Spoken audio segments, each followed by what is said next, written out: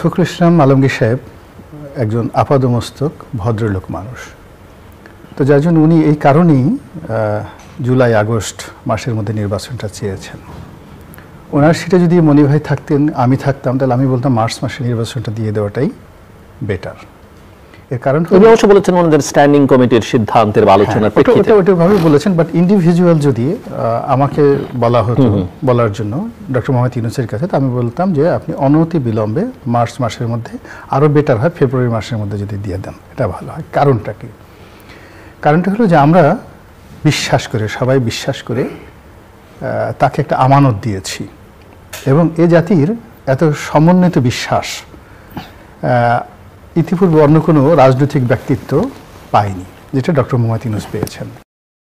এখন আমরা তাকে আনকন্ডিশনালি দিয়েছি, এবং মেন্টালি মোরাললেস আমি জুলাই আগস্ট সেপ্টেম্বর মাস পর্যন্ত বলতে পারি যে সমস্ত রাজনৈতিক দলগুলোই মনে প্রাণে তারা বিশ্বাস করছে যে ঠিক আছে, বছর দুয়েক চলুক, তারপরে সব কিছু স্ট্যাবল হোক, তারপরে একটা সুন্দর নির্বাচন হোক। এটা তাদের একটা অনেস্ট থিঙ্কিং ছিল। এর কারণে বিএনপি নিজেও জানে, ধরুন এখন জনাব তারেক রহমান দেশের বাইরে আছে, তো উনি আছেন এখন প্রায় 20 বছর, 17-18 বছর দেশের বাইরে আছেন। তো বোঝার চেষ্টা করুন যে পলিটিক্যালি যদি বঙ্গবন্ধুর সঙ্গে তুলনা করেন, হিজ এ মাস্টারপিস। মাত্র 9 মাস উনি দেশের বাইরে ছিলেন না, তো 9 মাস পরে তিনি বাংলাদেশে এসে দেশের বাইরে ছিলেন, অর্থাৎ উনি দেশের ভেতরে ছিলেন না, এবং 9 মাস পরে এসে তিনি তার দীর্ঘদিনের বন্ধু তাজউদ্দিন সাহেবকে চিনতে পারলেননি, তিনি মোস্তাক সাহেবকে ভুলে গিয়েছেন, তোফায়েল সাহেবকে চিনতে পারেননি, আসম আব্দুর রবকে ওজন করতে পারেননি। ফলে কি হলো, সব কিছু এলোমেলো হয়ে গেছে। কিন্তু বঙ্গবন্ধুর হাতে যদি 1 বছর 2 বছর সময় থাকতো দেখার মতো, তাহলে তার এই পলিটিক্যাল ব্লান্ডারগুলো হতো না।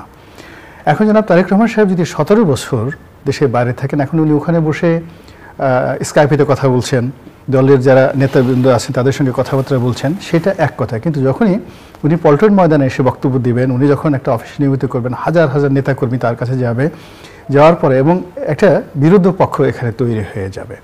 এখন ওই বিরোধী পক্ষকে মোকাবেলা করার জন্য রাষ্ট্রের যে একটা শক্তি দরকার, সেই শক্তিটা ক্রমশ এই ডক্টর মোহাম্মদ ইউনূসের নেতৃত্বে বিশ্বাসহীনতায় পরিণত হয়ে যাচ্ছে। আপনি চিন্তা করুন, এমনকি যেদিন শেখ হাসিনার পতন হলো আগস্ট মাসের 5 তারিখে, ওই দিন পর্যন্ত থানা, পুলিশ, প্রশাসন, ল অ্যান্ড অর্ডার সিচুয়েশন সম্পর্কে সাধারণ মানুষের যে বিশ্বাস ছিল, আজকের দিনে কিন্তু সেই বিশ্বাসটা নেই। তো এই বিশ্বাসটা নেই কেন? ডক্টর মোহাম্মদ ইউনূস এবং তাদের যারা লোকজন আছেন তাদের অদক্ষতার কারণে, কিংবা নন কোঅপারেশনের কারণে, অথবা অতি চালাকির কারণে, অতিমাত্রা চালাকির কারণে। সেই চালাকিটা কি?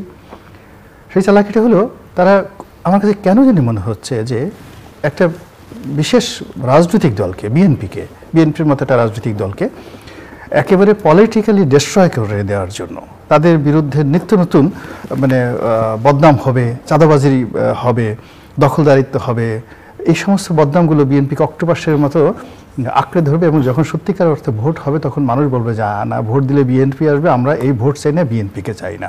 ওইরকম একটা অরাজকতা পরিস্থিতি সৃষ্টি হওয়ার মতো একটা পথ তৈরি হয়ে গেছে গত 5 মাসে।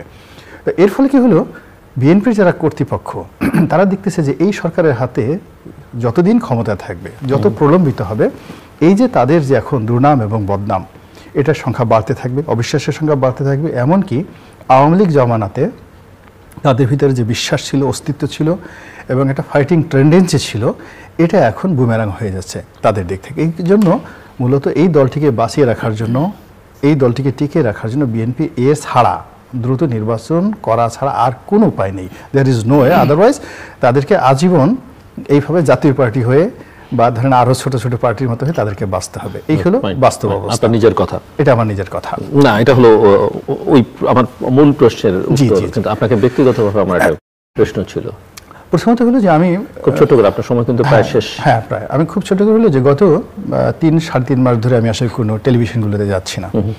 টেলিভিশনগুলোতে যাচ্ছি না, দুটো অনুষ্ঠান করেছি, আপনার এই একটা অনুষ্ঠান আর একটা বোধহয় মতিভাইয়ের অনুষ্ঠান ফ্রন্ট লাইনে যাচ্ছি। এর কারণ হলো, এখানে যে বিষয় নিয়ে আলোচনা করব, একটা প্রতিপক্ষ যারা আসতেছেন তারা যে বক্তব্য দিচ্ছেন, আমি এদের সঙ্গে বার্গেনিং করা, কথা বলা, কাউন্টার কোনো কথা বলা, সাজেস্ট করার মতো আমার আলাদা কোনো আমার তথ্যপাত্র আমার কাছে মনে হচ্ছে না যুক্তিযুক্ত যে it will be very attractive.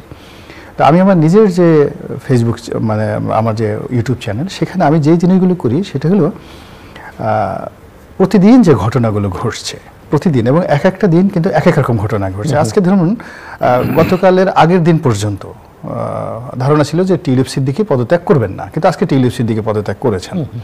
আচ্ছা, তা যখন টিউলিপ সিদ্দিকী পদত্যাগ করল তখন আমার ভাষণ কি হবে? একরকম হবে। আবার টিউলিপ সিদ্দিকী পদত্যাগ করে যে লেটারটা লিখেছেন সেটার এগেনস্টে প্রধানমন্ত্রী তাকে ধন্যবাদ দিয়ে যখন বলছেন যে আমার দরজা আপনার সবসময় খোলা, তো এখন আমি কি বলবো বলেন? তা আমি যখন প্রতিদিনের ডে টু ডে যে ঘটনা, সেই ঘটনার যে একটা পলিটিক্যাল যে বিশ্লেষণ করছি, সেই বিশ্লেষণ শোনার পরে যারা সাধারণত গভীরে যায় না বা আগেরটা শুনিনি, তারা চিন্তা করে যে ভদ্রলোক সকালে একরকম বললো, এখন দুপুর আর এক রকমের কথা বলে।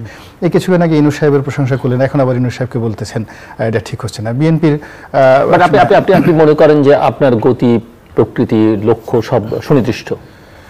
হ্যাঁ জি, আমি একেবারে সুনির্দিষ্টভাবে আমি এগোচ্ছি। মানে যাকে বলা হয়, প্রথমত আমি নিজের সঙ্গে নিজের প্রতি বিশ্বাস এবং আস্থা রাখার চেষ্টা করছি, এবং আমি কখনো নিজের সঙ্গে প্রতারণা করছি না কোনো একটা বিষয়। মিশানুল ইসলাম মনি, আলোচনার মধ্যে যেহেতু প্রসঙ্গটা আসলোই টিউলিপ সিদ্দিকের প্রশ্ন, এবং আপনি কিভাবে দেখেন, এবং এই যে দুর্নীতি নিয়ে অনেক কথাবার্তা হয়, অনেকেই হয়তো বলতে শুরু করবেন যে কই, যেটা গোলাম আল্লাহ রনি উল্লেখ করলেন, তিনি পদত্যাগ করলেন, প্রধানমন্ত্রী তাকে আবার আসার আহ্বান জানাচ্ছেন, একটা ছোট্ট তদন্ত করা হয়েছে, তদন্তের প্রধান বলছেন যে কিছুই পাওয়া যায়নি।